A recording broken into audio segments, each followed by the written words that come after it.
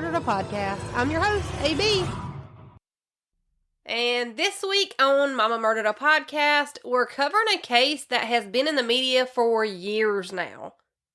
And this is a case that you probably already know a good bit about. But this week, we're walking through the mysterious disappearance of Susan Cox Powell and the murder-suicide of her two small kids and her super controlling and creepy husband. Because he is so super creepy. But with all that being said, and without further ado, let's get it. And I do just want to say that this is normally a case that for me would typically end up being like a 5 or 6 part episode series. But then I found the podcast called Cold, and the way that Cold covers this case in particular, there is absolutely no reason for me to even attempt to cover this case because I simply will not do it justice. So I don't normally do this, but instead of giving like a super deep dive, I'm just instead going to suggest that you go listen to the Cold podcast, which I will obviously have linked below in the episode description. But for now, I'm going to try to keep this like a condensed, short version of the Powell family. So let's just jump right into it. Susan Cox and Josh Powell met at a sermon for college-aged kids that go in and interact with other people of the same religion, and they all just study their beliefs. And it was at one of these classes for the LDS Church that Josh introduced himself to Susan. The LDS Church is the Church of Jesus Christ of Latter-day Saints, which are also commonly just known as Mormons. There was a little bit of an age gap between Josh and Susan, nothing too serious, but Josh was 24 and Susan had just recently turned 19 when the two met. But they chatted it up, they talked about music, and Josh was kind of smitten right away.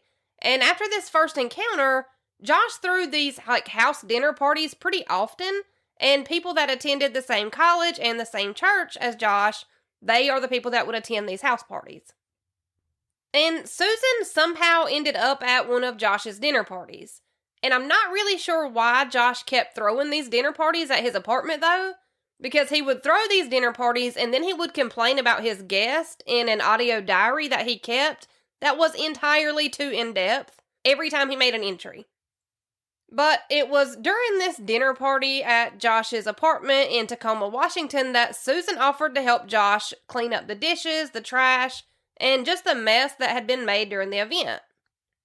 And this is when Josh claims that he knew that Susan was the one for him because she'd offered to help wash the dishes. And I'm not even joking a little bit when I say that, because Josh literally talks into a small recorder about every tiny thing that happens in his life. And I'm not sure how, but somehow the Cold podcast was able to get a hold of all of these audio diary recordings. And Josh talks in one entry about how he and Susan were, washing up the dishes. And Josh claims that Susan later told him that washing the dishes with him was exactly when she knew that he would be the one that she would end up with. And when I say that Josh recorded every minute detail of his life, I mean that if he couldn't find matching socks one morning, he would make an audio diary entry about not being able to find a matching pair of socks. And Josh would throw these dinner parties and then make audio diary entries about how he would make, very specific things for dinner. And then the people that he would invite over would obviously kind of make themselves at home and, use whatever salad dressing they wanted that was in his fridge for their salad. He complained about how people would make, a cup of orange juice to go with their meal instead of drinking, whatever Josh had sat out for everybody to use. And Josh would explain it in his audio diary entries about how this got so expensive so fast. But that he also decided to keep throwing these dinners because they were important to his faith. So I just feel like this shows the way Josh thought about things. If he sat ranch dressing out and someone went into his fridge and used a squirt of Italian dressing instead of the ranch that he'd specifically set out, he would just be flabbergasted by that. He was extremely frugal with his money. Well, kinda. And you'll see what I mean.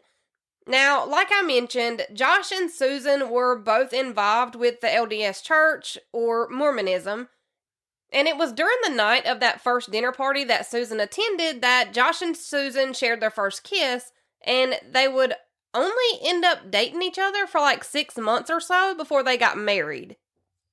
Susan's family weren't exactly thrilled for her to be getting married so soon after knowing someone, but what could they really do besides just show up and be supportive? So that's exactly what her family did. But all of Susan's close friends, her sisters, her mom, everyone, none of them were really big fans of Josh. And it was like they couldn't really find a reason to not like him, so they just kind of kept their thoughts to themselves and tried to be supportive. Josh had graduated college with a degree in business, and he and Susan seemed happy. So Josh and Susan went on to get married in Puyallup, Washington in April of 2001, and about 8 months after the couple had tied the knot, Josh and their landlord had gotten into an argument, which in turn caused Josh and Susan to be evicted from this place. So after this, it was decided that Josh and Susan would just move in with Josh's dad, Steve, until they could pay off some of their debt and get back on their feet, maybe buy their own place. And this is where things get a little bit tricky. Not only were they newlyweds, but now they would be living with Josh's dad.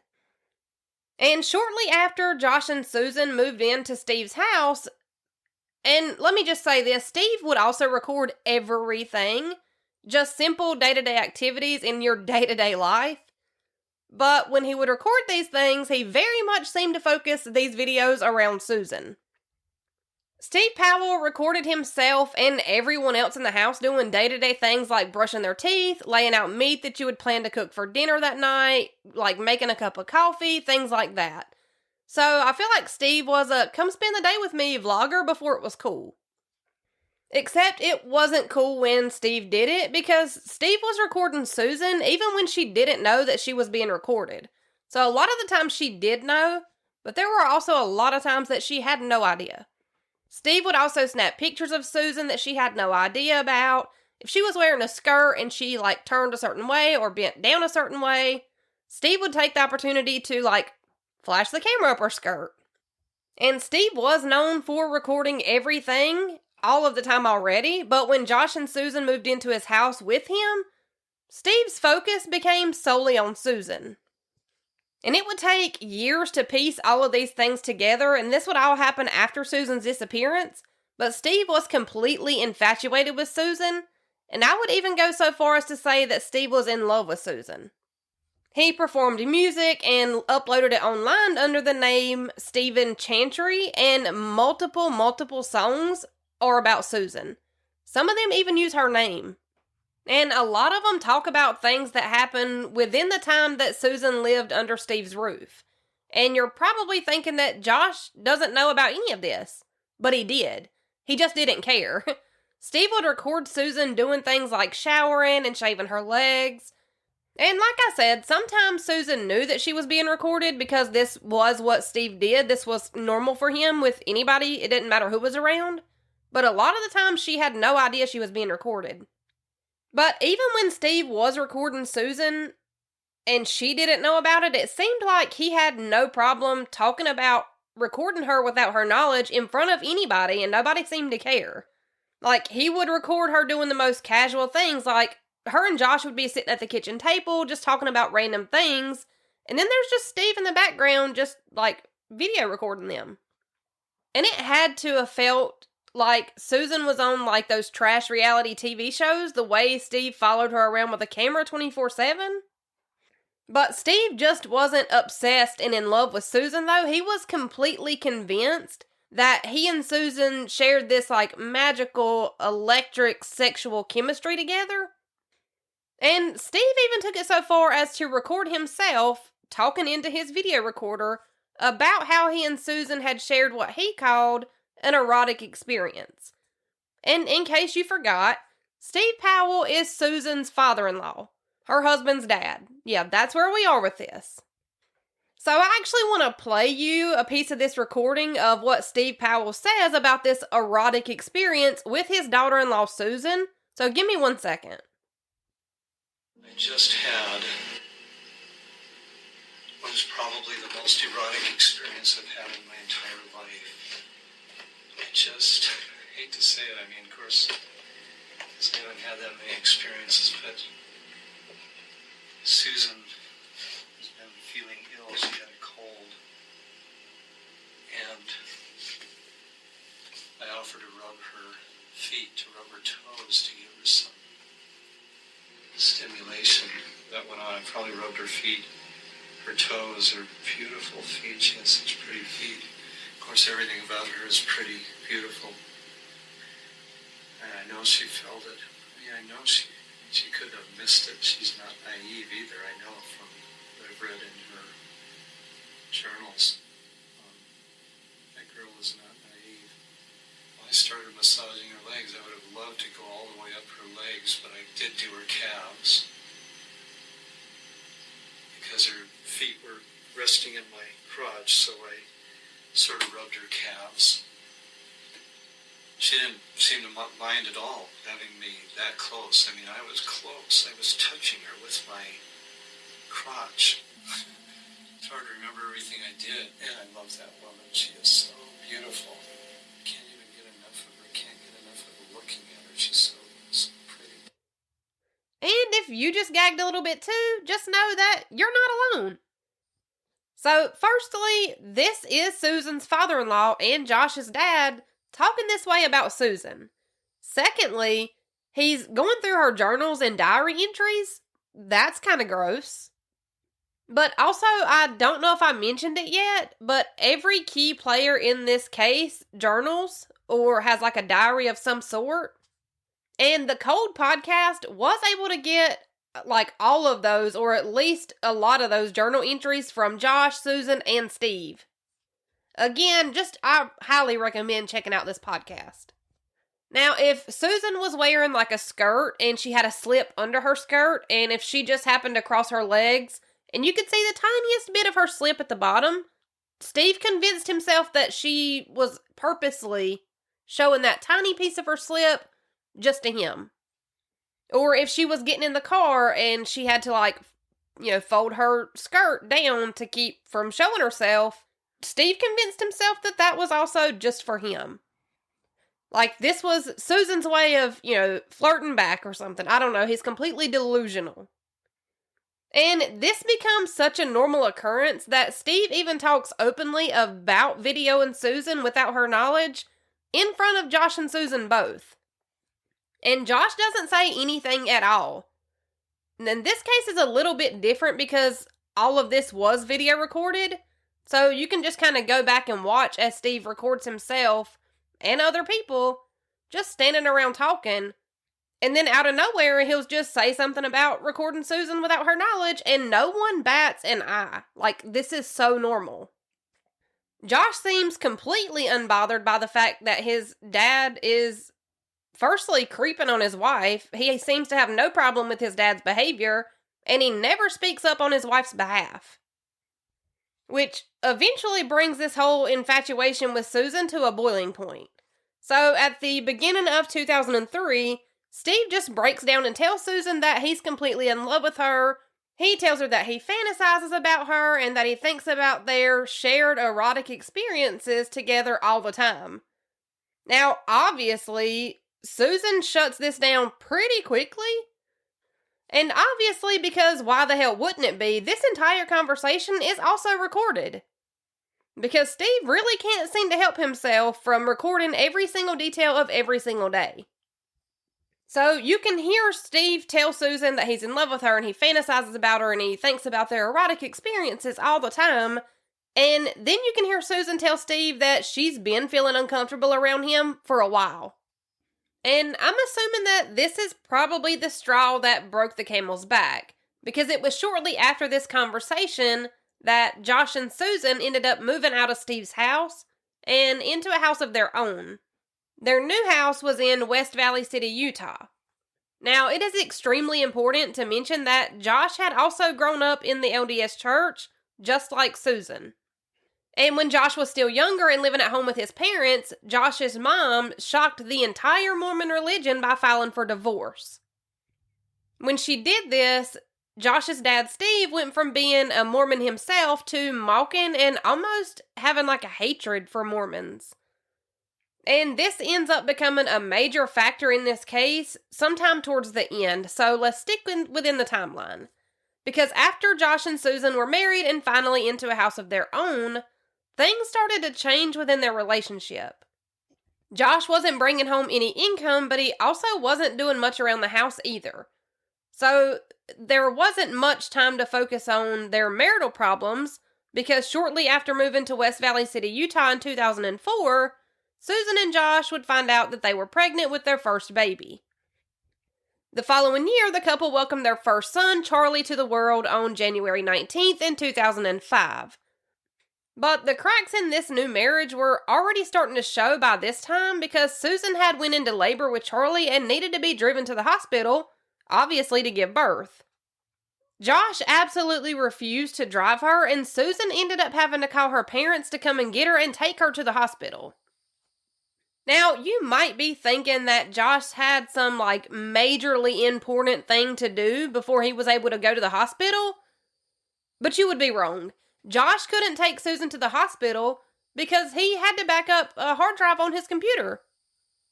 Because that's also important, I guess. And then when Josh did finally show up at the hospital 2 hours later, he didn't even seem to care whether he'd missed the birth of his first son or not, which also wasn't really winning him any points with his in-laws. Now, after giving birth, Susan absolutely shined at being a mom. She was what all moms strive to be. Her entire world revolved around her son, and she found herself working as a broker at Wells Fargo while Josh jumped from job to job. And it seemed like Josh couldn't keep steady employment no matter what job it was he had or, what the job title was. Josh and Susan would go on to have their second son, Braden, on January 2nd, 2007. And it was the same year of 2007 that the couple filed for bankruptcy. And when they filed for bankruptcy, they listed over $200,000 worth of debt. But hold on, because I got some shit to say on this part. Because Josh and Susan were filing for bankruptcy, listing $200,000 or more in debt. But Josh couldn't keep a job, which meant that Susan was the main breadwinner. Yet Josh would not only control the family's finances, but he was also super controlling about what money Susan was able to spend, even though she was primarily the only one working. For example, Susan told Josh that the boys needed new socks at one point, and Josh told her to figure out how to knit them some new socks. I'm sorry, are we in 1834 or no? Because I didn't think so. Susan also wasn't allowed to drive the family car unless she had permission from Josh to do so. Susan was given very, very specific and an extremely small amount of money to buy groceries with, even though, keep in mind, again, she is the family's sole income. And before she could even take that small amount of money to the grocery store, she would first have to go through all of the local ads and clip any coupons or find any savings, which is fine. Budgets are important.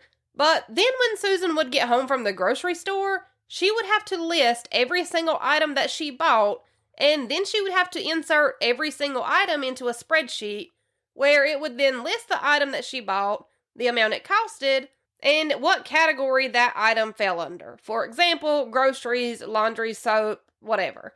Josh would then go through this spreadsheet and criticize any purchase that he deemed too expensive or unnecessary. If Susan spent 30 cents more than the allotted amount that Josh had sent with her for groceries, he would blow up and scream at her and break things around the house.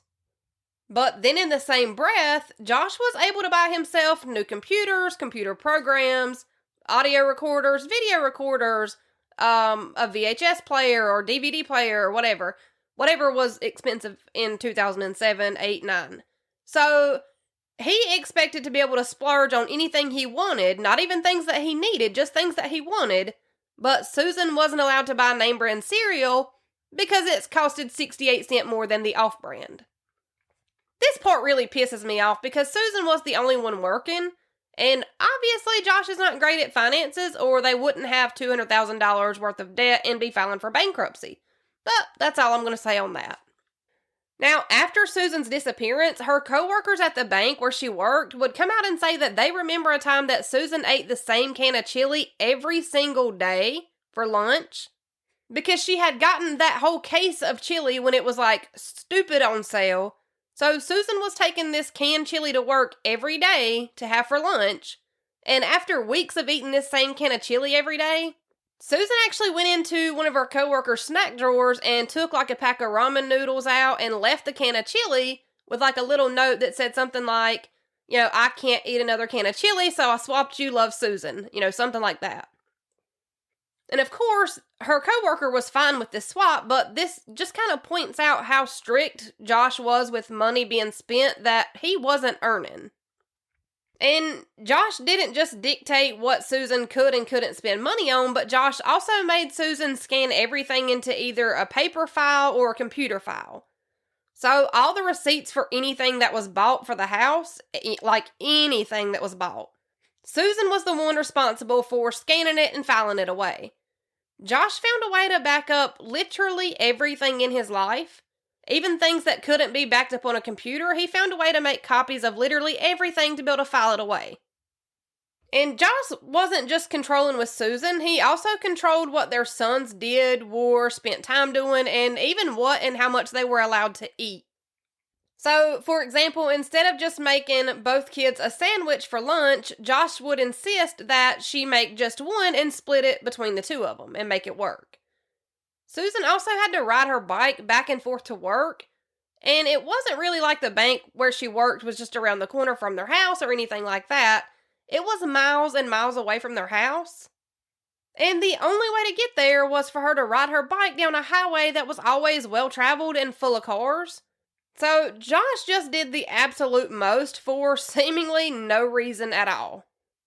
And not only did Susan make all the money, but she was also responsible for cooking all the meals and doing all the house chores, like cleaning, laundry, bathing the kids, etc. So it basically sounds like to me like Josh was a bum. And if you were wondering whether or not Josh cut ties with his dad Steve after his dad confessed his undying love for Susan, the answer would be no. No, he didn't. Josh was still speaking to his dad on a regular basis, and Steve was even allowed to come by Josh and Susan's new house and hang out with the family whenever he wanted. And when Josh would be around at Josh and Susan's house, he would still make inappropriate comments or remarks to Susan, and he would still try to hit on her every chance he got. So, not one time did Josh stand up to his dad or stand up for his wife. And this naturally became yet another point of contention within Josh and Susan's marriage, because how could it not? Susan was over the flirting, the inappropriate behavior, the inappropriate comments from Steve, and she was also tired of Josh not standing up for her. But that wasn't even Susan's biggest complaint about Josh, though. Because by this time in their relationship, Josh had also stopped attending church services with their LDS church. Now, Susan's religion was something that she took extremely seriously, and it was one of the biggest things that had drawn Susan and Josh together to begin with. But Josh was starting to act more and more like his dad, Steve, when it came to the LDS church, because, remember, Steve had been a member of the LDS church too, until Josh's mom filed for divorce when Josh was younger. And it kind of seems like after Josh's mom filed for divorce and left Steve, that Steve just kind of turned his back on his faith altogether. And it even kind of seemed like the divorce made Steve resentful of people in the LDS church or, anybody who was still associated with the LDS church. And now, Josh was acting the same way. But again, it was more than just the fact that Josh wasn't attending church anymore. Josh had also stopped being affectionate at all towards Susan. He absolutely refused to kiss her, claiming that every time he kissed her, he got some kind of illness, like it made him sick. But not like vomit sick, like illness sick. And Josh had gone from complimenting Susan and showering her with love and affection and even gifts to not even wanting to kiss her. So this had to have been hard for Susan to deal with, especially by herself. Josh was also pulling away from the LDS church. He wasn't standing up for her or fighting for her like he should have been. He wasn't showing her the slightest bit of love or affection. And he had just turned into a super controlling and verbally and emotionally abusive man who Susan didn't even recognize anymore. But Susan also wasn't staying silent anymore. She had started voicing her worries, concerns, and her home life with people at her job and friends that she was close with. And then, of course, Susan still kept a journal of all of her thoughts and life experiences. And according to those same people that Susan confided in, they all recall that throughout the year of 2008, Susan had brought up the idea of divorce more than once. Between Josh's spending habits and his controlling nature, Susan had started throwing out the idea that divorce may be her only way out. And then in July of 2008, Susan made one of the most infamous pieces of evidence within this case. Because on July 29th, 2008, Susan recorded a video of herself saying, "This is me, July 29th, 2008. It's 12:33 Mountain Time. I'm covering all my bases, making sure that if something happens to me or my family or all of us, that our assets are documented.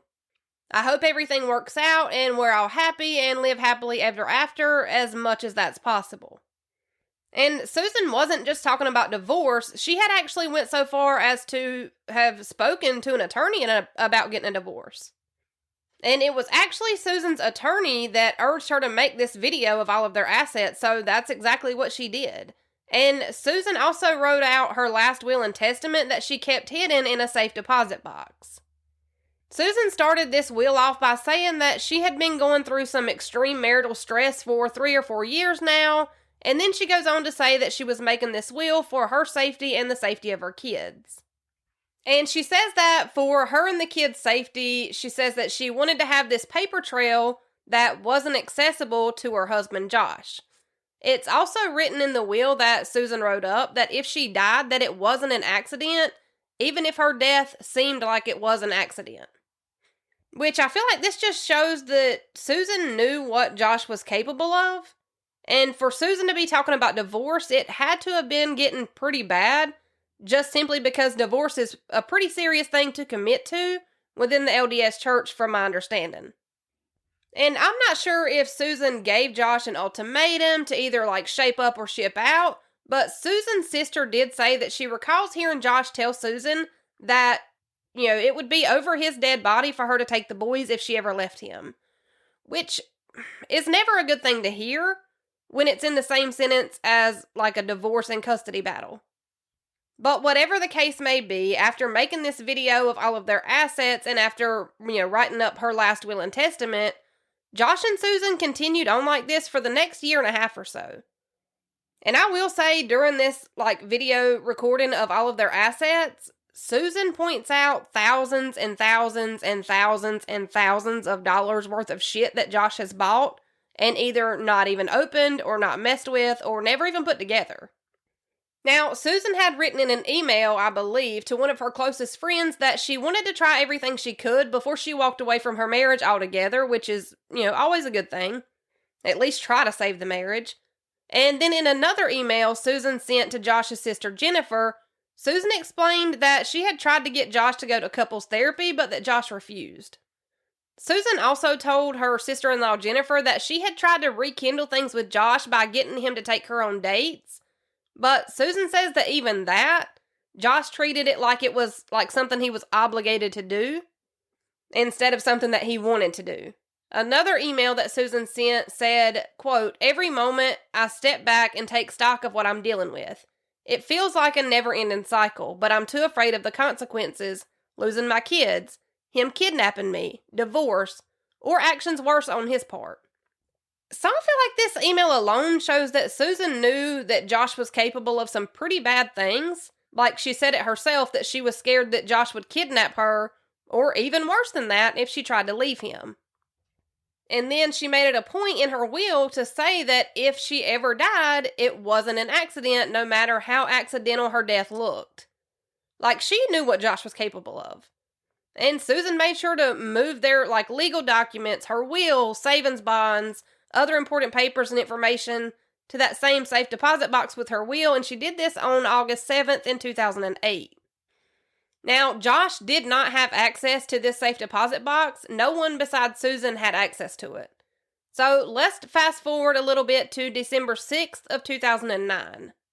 Susan took her 2 young sons, Charlie and Braden, to services at their LDS church at around 12 p.m.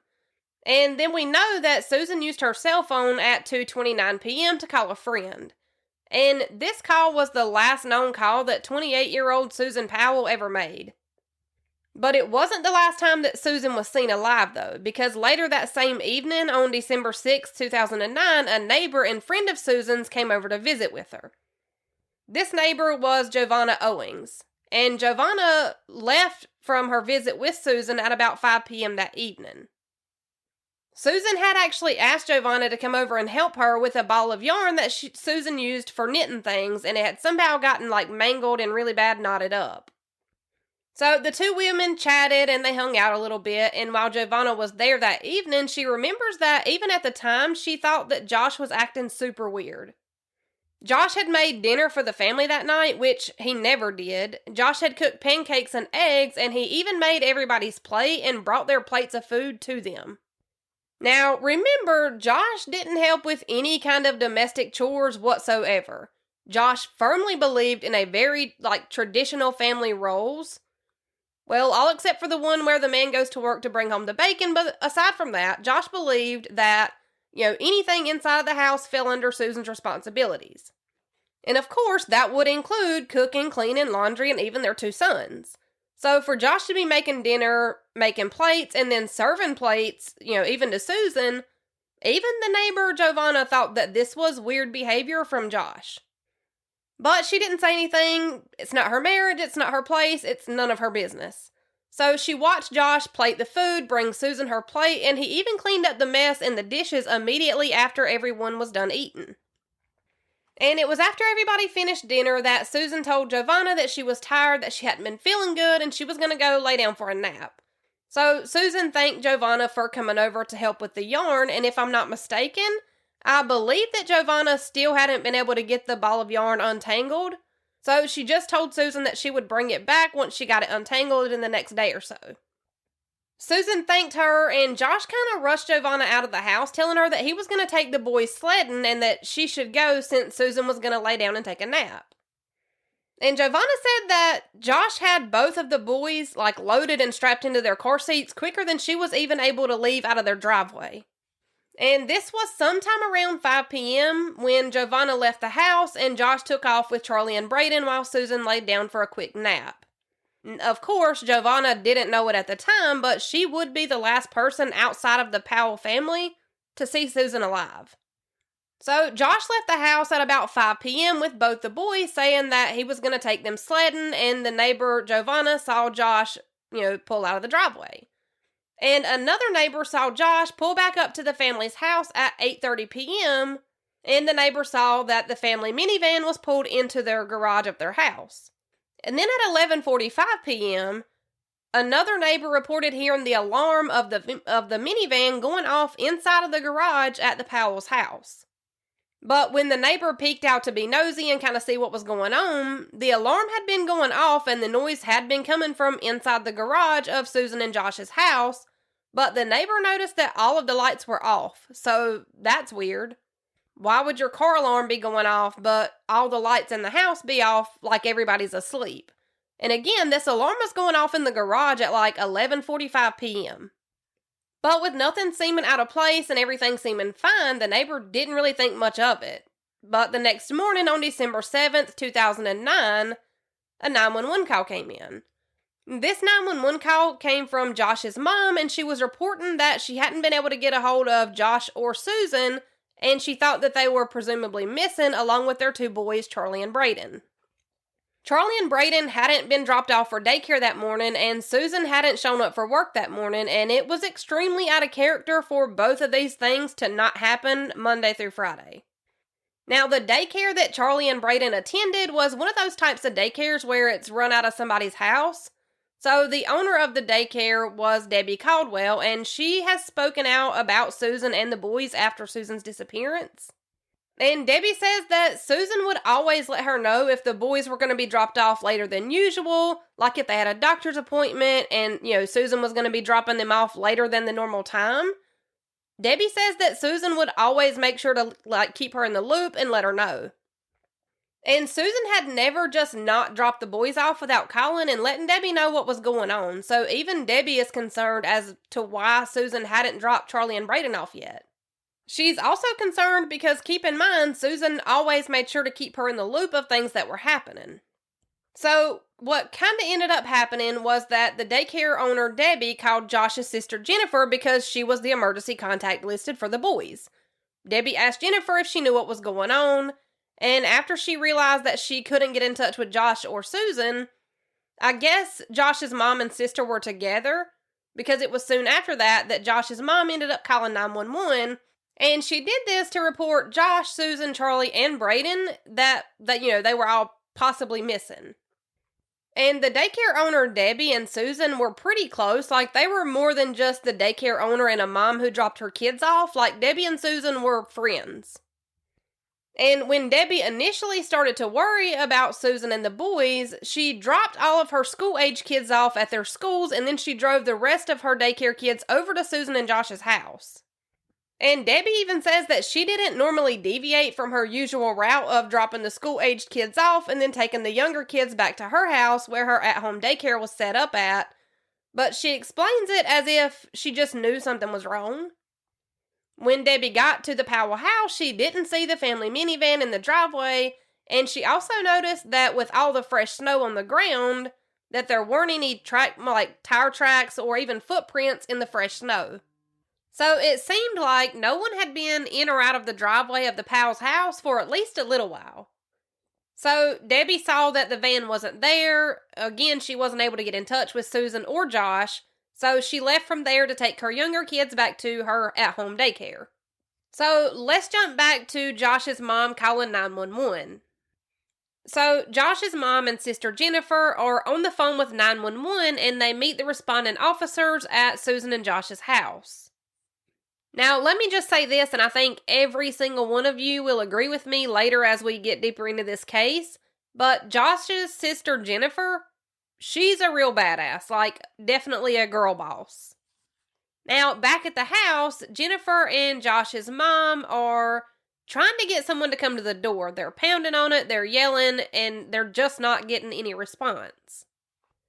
And eventually, after getting no response for a few minutes, Josh's mom and sister give the police permission to break a window so that they can get inside the house.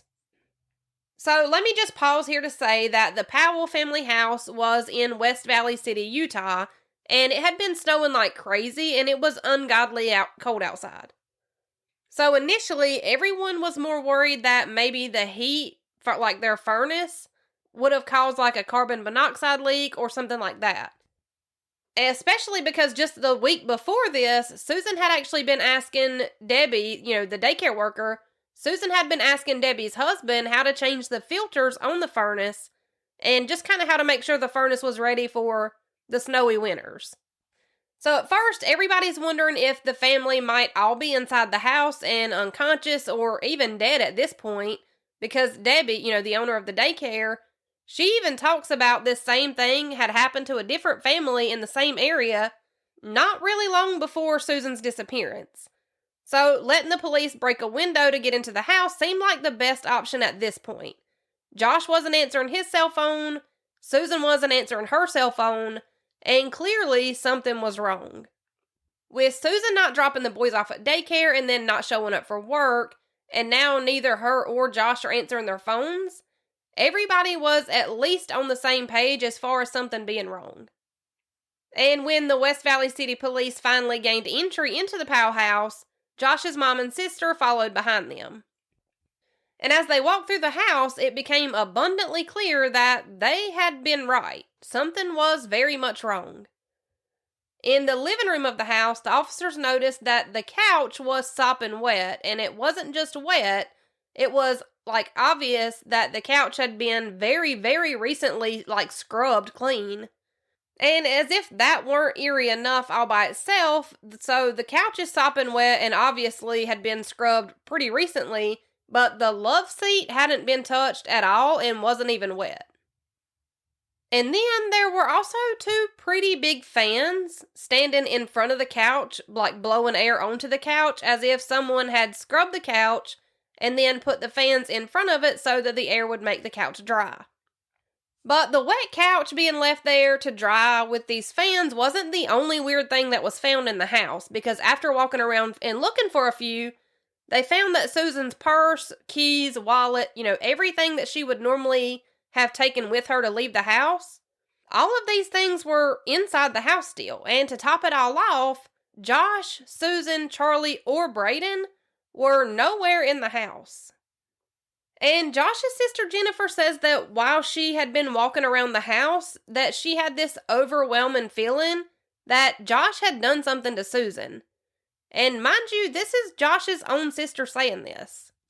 But I think we'll have to wait until next week to figure out what, if anything, Josh did to Susan. Spoiler alert, the husband did it. Anyways, I am really sorry, y'all. I really thought I could do this in one part, but at this point, I think we all know that this is just who I am as a person.